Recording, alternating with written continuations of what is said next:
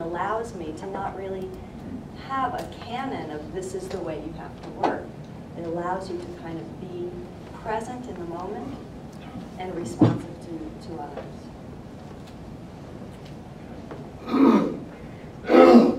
Excuse me. Well, I was minding my own business, hanging out with some family therapists, not because I was a family therapist particularly, but because that was the group within clinical psychology that seemed to have a hearing for constructivist themes and system themes.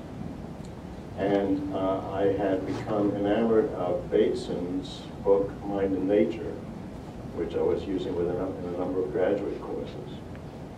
And then in about 1984, I happened upon the article by Paul Dell in Family Process, where he talks about the fact that Bateson said that the person who was now extending the kind of work Bateson had been doing was Maturana.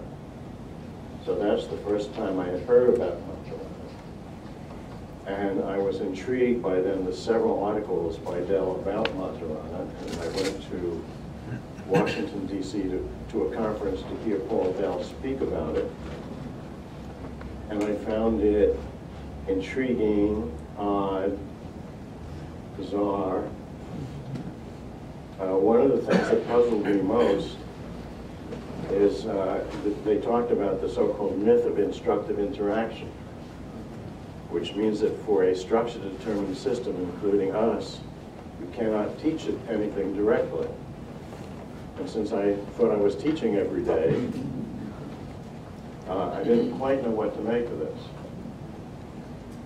But I couldn't dismiss it, and the more I looked into what that might mean, the more sense it made for me, and the more it helped explain why sometimes an intervention with a client worked wonderfully, and then I would try exactly the same thing with another client who I thought had the same or similar problem, and it had no effect whatsoever. Maybe an easy way to just to oversimplify a bit and try to explain what the myth of instructive interaction is all about.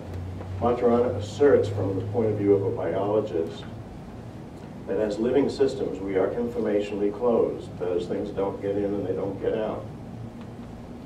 So from the outside you can trigger a change, but you cannot directly construct. Think of it as you have a toaster and you have a washing machine. And the toaster is going to toast no matter what you do. And the washing machine is going to wash no matter what you do. And they both can be triggered by electricity. But the electricity doesn't tell the toaster what to do. The toaster's structure tells the toaster what to do. So similarly, we trigger organisms, but what they do has to do with their internal structure, including their nervous system, and the various perturbations that circulate. What Maturana says is the only time there's instructive interaction is in the story of King Midas. You may remember King Midas did a favor for the gods, and they gave him a gift that whatever he touched turned to gold. So he touched this cup, it turned to gold. He touched the table, it turned to gold. He touched his daughter, and she turned to gold. Maturana says that the tragedy of King Midas is he could never be an analytic chemist.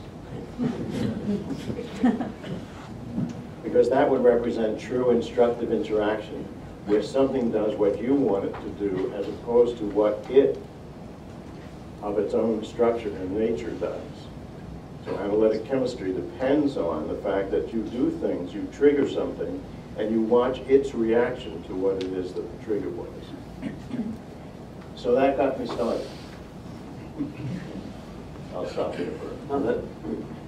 And so there's a real interesting sort of distinction there between the sort of internal sort of response of the organism, very different from the social constructionist point of view.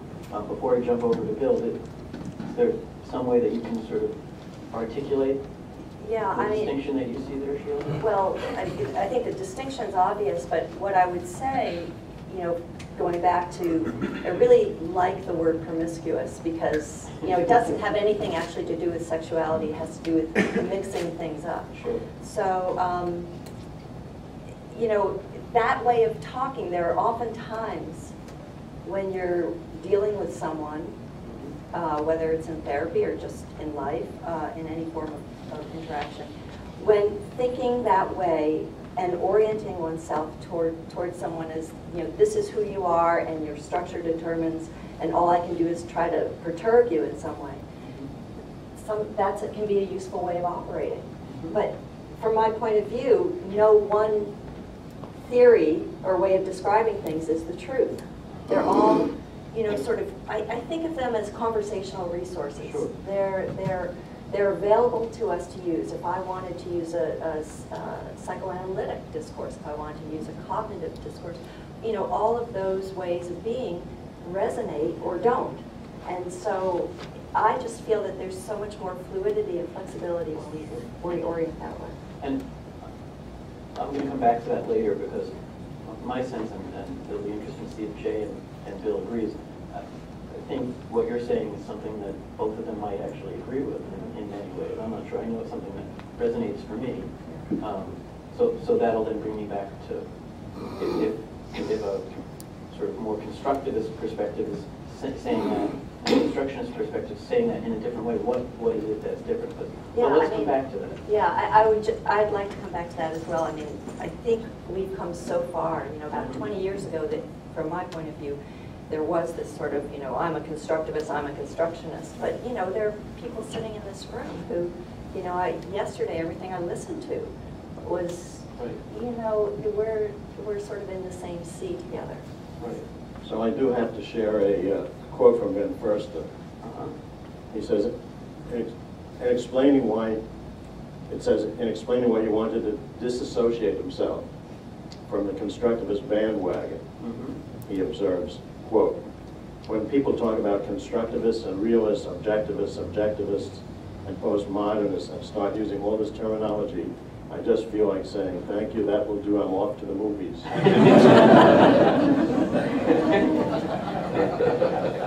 It's way more interesting. Some people call themselves relativists or constructivists. Deconstructivists is another group that has a sign with postmodernism around their necks. Some bandwagons are motorized, others move by horsepower. They all rush around, and the result is that, in the end, nobody listens to anybody anymore. If they ever did. If they ever did. So Bill, let me sort of come over to you for a little bit. Maybe tell us a little bit about how you wound up with personal construct psychology as part of your professional life, and then also maybe some basic ideas in terms of how you feel like it's similar or different to what you're hearing Jay and Sheila talk about with regards to social constructionism and radical constructivism. First question, answer, I don't know. I just fell into it, literally fell into it. Researching in the area of death and dying, and particularly interested in existentialism. I had a research assistant present with something to do with the death threat index. And I didn't have any idea what the death threat index was, nor did I have anything to do with what the PCP was. So I followed up on this and discovered the death threat index, a paper on it in a conference in Holland. Somebody in the audience, Glennis Parry by name, said that was very interesting, but why didn't you do it properly? It was a nice feedback from a presentation at the conference.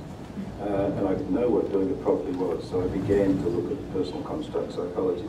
And I come at this as a philosopher who, touched by a personal family member having a fairly serious, what we would call mental illness, I discovered as a psychologist with a first-class honours degree, I knew nothing whatsoever about applied psychology, clinical psychology, and so I did a master in clinical psychology. And that's where I was able to read into more significantly the personal construct psychology. And what impressed me most about it was the only psychology I found which met my objections as a philosopher to the relative shallowness and superficiality of most of what pastoral psychology I was taught. The only psychology of any moment to a philosopher at that stage, and still I think, it was psychoanalysis, the truly scientific psychology. And yet in psychology departments, I was not even allowed to do a seminar on psychoanalysis. So I learned my psychoanalysis and philosophy, and I opened the pages of Kelly's book, and there is an attempt in the first chapter to articulate it in terms of common philosophical systems, which I was steeped in. And that's what attracted me intellectually.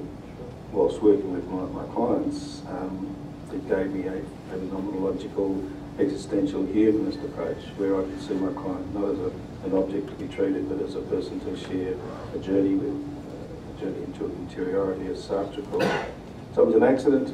I was happy with its philosophical integrity, and it gave me a way of working with clients which didn't offend my particular social, egalitarian, and anarchistic views. And so the second part of my question, Feel like that? in terms of, yeah, I'll have to say it.